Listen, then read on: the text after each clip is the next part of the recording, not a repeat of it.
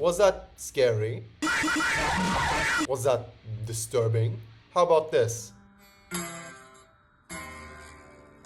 I don't have many band shirts and nearly no metal shirts except for Alice in Chains, which is in that drawer right there, not with me right now. So this is the one I can get that's closest to the topic. Look, it even says Palm Desert, California.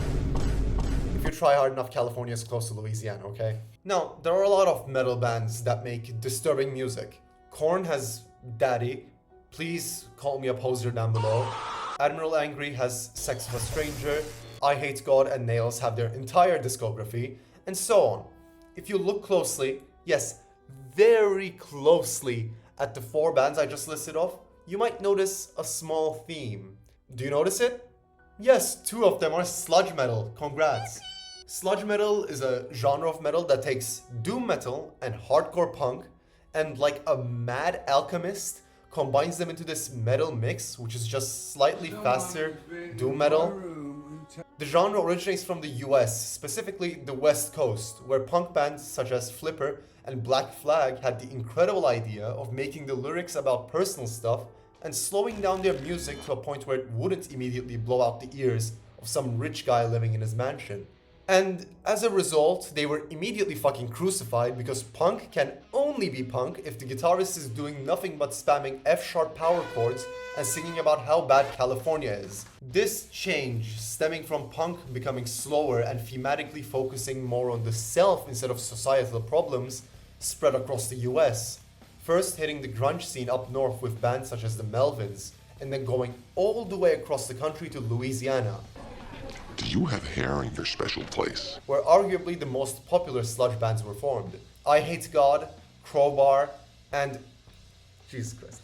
I'm sorry. I'll get to Acid Bath soon, I swear. But like every time that I talk about Crowbar, I'm reminded of this one post that goes like, guys, I want to listen to Crowbar, but I don't want to get fat. Anyways, and Acid Bath. Now, if we just go by monthly listens on Spotify, Acid Bath is the second most listened to sludge metal band behind Crowbar, even though that wasn't always the case.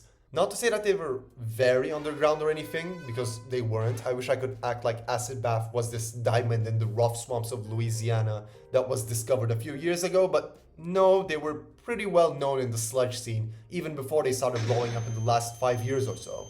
The reason they weren't as popular a few years ago as they are now was because they had a very bad record label that copyright striked every single upload of their songs off of the face of the earth, while simultaneously not uploading them to any digital streaming services such as Spotify. Thank God we are freed of that curse, but that record label also led to Acid Bath becoming more well known in a not very good way, I guess you could say, with them making the band use a painting of John Wayne Gacy, a child murderer, as their album cover. If anyone who doesn't listen to metal has heard of them, this is probably the reason why. Also, Sick New World happened, I guess, small thing. Alright, I want to pop the kite string already, so a brief history of Acid Bath. In a Pit magazine interview, Dax Riggs, the frontman and vocalist of Acid Bath, was asked what Acid Bath referred to. He responded, "We're putting all kinds of different elements together. We don't just do it abruptly. We get into the whole scheme of things. It's a lot of different elements of each member disintegrating and becoming something else." Ignoring the fact that he's speaking in the exact same way as he writes his lyrics, it's a very good description of Acid Bath. The group was formed by merging 2 different bands that were from an area south of New Orleans, Dark Carnival and Golgotha. Dark Carnival was left without a drummer after he left to join the death metal band Disincarnate. I'll be crying if I look like that too, bro. That's fucked up what they be doing to y'all. As a result, the remaining band members were sort of weeded out by Dax and the others. They switched band members, experimented, and found out what worked and, more importantly, who worked best. The remaining members then went on to form Acid Bath. Acid Bath was different from other sludge metal artists at the time. Their influences ranged from Morbid Angel to Depeche Mode, which made for a very unique blend of sounds. In the 90s, they drove to and from New Orleans a lot to play at shows, and here the band members would become familiar with the members of the previously mentioned I Hate God and Crowbar. According to Metal Hammer magazine, at one of these shows, their fans learned that a record label guy was coming to visit, so they punked out, destroyed the venue, and broke a waitress's leg in the process. Riggs described the accident as a train wreck. The record label obviously passed on the band. No shit. And this led to them getting picked up by Rotten Records. In late 1993, they were recording their debut album, and in 1994, When the Kite String Pops would be released. They did occasional gigs for almost 2 years after this release, and apparently on one such gig in Iowa, they were supported by the very underground band Slipknot. In late 1996, they released their second and final album, Pagan Terrorism Tactics, spelled like this, by the way. However, only 2 months after this release, the bassist of the band, Odie Piter, would die in a car accident, causing the band to break up, until they were reunited in 2024. Acid Bath, during their active years in the 90s, left their mark on the swamps and bayous of Louisiana. But what was their work about? Sure, they were, I'm still saying were by the way, because the members of the band have said that they aren't going to create any new songs, a really good sludge band. But let's take a look at the lyrics. There has to be a meaning to their songs, right? It can't just be pure shock value. I mean, if we look at some of the songs on When the Kite String Pops, you can clearly see that Dax is trying to say something with these lyrics. Maybe even tell a story. But what is that story? I believe it is left up mostly to interpretation, as the story itself is very vague. But I'd go as far as to say that When the Kite String Pops is a pseudo-concept album about abuse and its consequences, exploring it from multiple points of view. I'm saying pseudo because not all of the songs in the album contribute to the story Dax is telling. Also, be warned, as the themes on screen will be explored in this next segment. So let's just get the easy parts out of the way. First of all, this is going to be my interpretation of the album. Like I said, Dax's lyrics are very vague and you have to interpret them in some sort of way. There is no one clear, concrete answer to anything. What the f does that mean, Kobe Bryant? What the f is he talking about? His lyrics range from graphic descriptions of events to attempts to paint a very surrealistic image. Second, of the total 14 songs on When the Kite String Pops, 5 don't contribute anything to the story being told. Those being The Blue, Dope Fiend, Tubabokumi, God Machine, and The Bones of Baby Dolls. The story itself is explored from the points of view of 3 different people. Technically 4 if you count the narrator / God and the cockroaches. We'll get to the cockroaches later, don't worry. The dad, the girl, and the brother. If I were to go chronologically, it would be difficult for anyone who's not very familiar with the album to understand what's going on. So I'll just start with their second most famous song and the one that outlines the story best. Scream of the Butterfly. This song tells the story from 2 different perspectives. The brother, who is acting like a narrator, and the girl who is unfortunately being abused. Scream of the Butterfly opens by describing a painful surgery the girl is undergoing, with lines in the first verse of the song such as, "Rabbit howls like something old as we twitch to our lullaby, the scalpel shines in God's sunshine, streetlights whisper pain, and with blood on her hands into the sun she stares, she feels it die, I heard her cry." This song uses a lot of imagery suggesting innocence being lost, such as the girl at first being described as a creature made of sunshine and a rabbit before it gets into what happened to her. From the "she feels it die" combined with lyrics hinting at a surgery, I think it's safe to assume that the girl has gotten an underground abortion of sorts, but we still don't know why. Most of the song after the first verse is about the brother describing there being blood everywhere, and the fact that his sister lost her innocence. If you still didn't get what was going on, by the way, the song straight up tells you by saying, "The goddess in bloom, handcuffed and raped." Now, verse 4 is where there is a description that could both be describing the assault or the termination of pregnancy, but there is one important thing here besides all of that. The brother says, "I cut myself again and again to remind myself of you," which implies that at some point the girl has passed away or has gotten lost, but we don't know right now if it's from the surgery or not. And the next lines hint at it being after the surgery, as the point of view switches to the girl as she describes her brother by saying, "I met an angel with a sawed-off shotgun, wanted by the FBI. We dropped some acid, killed our parents, and then we hit the road." Besides the obvious Sonic Youth reference that has just been thrown in there for the fun of it, the "killed our parents" is the reason why I'm calling the man in the story her brother, as there is an obvious sign here pointing to the parents being the abusers and the brother being a savior figure of sorts. Okay, so this song establishes the basics of the story. A girl is abused by her parents, gets an abortion, and then her brother kills her parents and then they run away. But there is more to this than that. Let's take a step back to Dr. Seuss's Dead.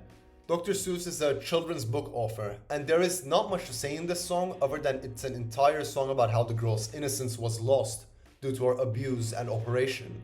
If you didn't get it by the Dr. Seuss's Dead parts and the callbacks to Scream of the Butterfly with lyrics such as "Where dirty needles shine and litter the floor," and "I cut myself again because I'm so fucking bored," the song straight up tells you near the end, the dream sea has been poisoned, innocence suffocated in its sleep. In the gap between this song and the events that happened in Scream of the Butterfly, we can put nearly the entire album. Cheap Vodka, Finger Painting of the Insane, Jezebel, The Mortician's Flame, and What Color is Death all fit here. Let's separate the songs based on the narrator. Cheap Vodka, Finger Painting, Jezebel, and What Color is Death all include parts from the perspective of the girl's abuser. I've already delved deep into sensitive topics in this video, and I really don't want it to get taken down. So for some of these songs, I can't really delve deep into the lyrics, but I'll try my best to explain them nonetheless. Cheap Vodka has a tempo change about 40 seconds into the song, and this also serves as a perspective change, as the first 40 seconds are about how the abuser is drunk and being a drunkard, though told as if it's a violent conflict including war and riots. The rest of the song is about how her brother is thinking about shooting the abuser, as I think every time a song in the album talks about a gun or a bullet, it's calling back to the brother either having already killed the abusers or to a point where he's thinking about doing it.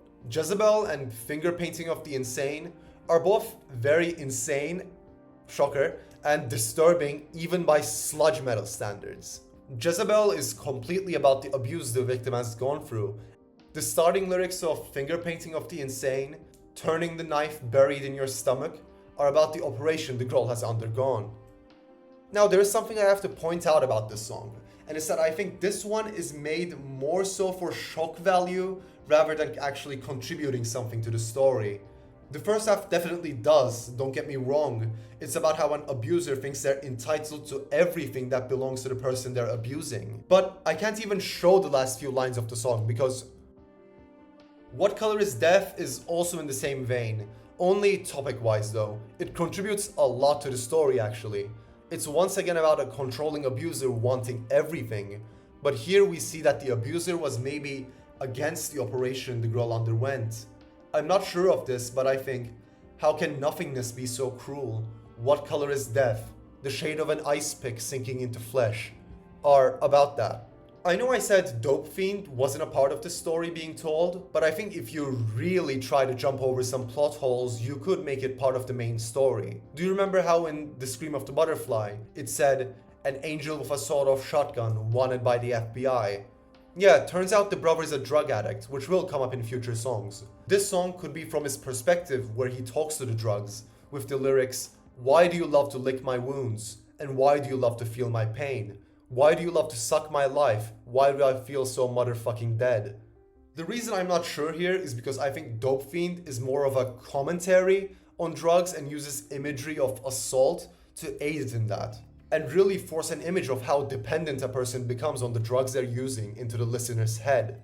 The final track, before we can finally chronologically move on to after Scream of the Butterfly, is The Mortician's Flame. And I think this is a hard one to analyze actually, both because it's difficult lyrically and because it's very connected to Scream of the Butterfly. The song begins with the girl talking about herself from a third-person view. Hunter of tears, relative pain, half of this world is dark with the stain of unknowing, the dead flower buds, on smiling lips is innocent blood. There are a lot of callbacks to Scream of the Butterfly here, but let's go line by line. Hunter of Tears' relative pain might be a wordplay, as yes, the pain of the abuse is relative to her, but relative pain might also point to the pain coming from a family relative. Half of this world is dark with disdain refers to how abuse has clouded the girl's view of the world, and the next two lines are a continuation of both the "she runs through fields of daisies" line and the blood theme in Scream of the Butterfly. In the next lines, we hear what I can only assume is her making a pact with her brother on the phone and telling him to kill her out of pure desperation. This is also where the mother is explicitly mentioned as being complicit in the abuse, with the line, "A cold woman will kill me in a darkened room." The rest of the song until the final verse is the girl recounting the events that have happened to her and wishing for death. Here it can go both ways. You could say that when the lines on screenplay, the point of view changes to her brother showing up to kill her parents. But I believe it could also still be in the girl's perspective. Remember how her brother was holding a shotgun, an angel with a sawed-off shotgun. Obviously, something as large as a shotgun can't fit into someone's mouth. So this might be the girl dreaming about a scenario where she finally gets to kill her abusers and escape. Phew, okay. We're finally onto the two tracks that are after Scream of the Butterfly. Starting with Tranquilized. I believe this takes place after the events in the last song, and it's about the brother using substances. There's also another callback to the Field of Daisies, so I think Dax is trying to make a philosophical statement of sorts here. A field of daisies can be seen as something peaceful, serene, innocent even. Hell, daisies are well known for being metaphors for innocence and purity. So I think what's happening here is that the brother is using drugs to go back to that state of being innocent and pure before he murdered someone, while the abused girl just weeps next to him. This song does mention death and refers to the girl's dead shore, but that is quickly followed up by a description of her crying, so I think it's more referring to her mental state rather than trying to say that she's actually dead. Tranquilized ends with the girl trying to say something to her brother, but he's here but so far and can't hear it. Cassie Eats Cockroaches is something special to say the least. It sounds very disturbing and sexual because, well, it is. But the thing about this song is that the sexual descriptions are actually metaphors. Nobody's having sex in this song. It's about cockroaches feeding off someone's dead body. And it's unfortunately the girl whose name is now revealed to be Cassie. In the gap between Tranquilized and Cassie, she somehow passed away. This was the hardest song to analyze while I was writing the script, by the way, as the other half is very surreal about what it's trying to say, and to make any sense of it, you have to analyze it line by line, since the narrator seemingly changes from the brother to apparently God, to the girl, and then to the cockroaches. Take me into the ocean, lay me out on her shore, wake me when the sun burns out and we'll run forevermore. We're all gonna die tomorrow, the freaks are screaming burn it down, she can't feel the weather, I can't touch the ground. This is the brother's perspective. Again, there is the theme of her shore, which was first in Tranquilized. Maybe this is the afterlife she finds herself in. Death Stranding reference 2 decades before it came out. I honestly have no clue about the third line though. I just stared at it for like 10 minutes, trying my hardest to come up with a meaning, but I really can't. The final line in this verse is the brother getting high, mourning the loss of his sibling. Pale and twitching, twisting to the cold dance, is certainly about the cockroaches that are crawling all over her. Watching the room grow old, a funeral romance, somewhere someone's screaming that the world's gone, is pretty self-explanatory. The brother is at the funeral of Cassie, probably high, and is very upset to the point of screaming that life has no meaning without her. The rest of the song switches from the point of view of Cassie to the cockroaches as she is laid to rest. Well, that's it for When the Kite String Pops. It's a terrible story about someone being abused and then dying from the trauma the moment they manage to escape it. Or this might have all been me trying to make sense of something that wasn't made to be made sense of, but I don't believe delving too deep into something exists, so here it is. Their second album, Pagan Terrorism Tactics, despite, in my opinion, being a more cohesive album, lacks a story or a concept tying the songs together. It's mostly about the experiences of band members and social commentary turned into music. So exploring their first album is more than enough, but I will make a video on the second one going song by song if people want me to. But yeah, that was an over 10-minute explanation of Acid Bath.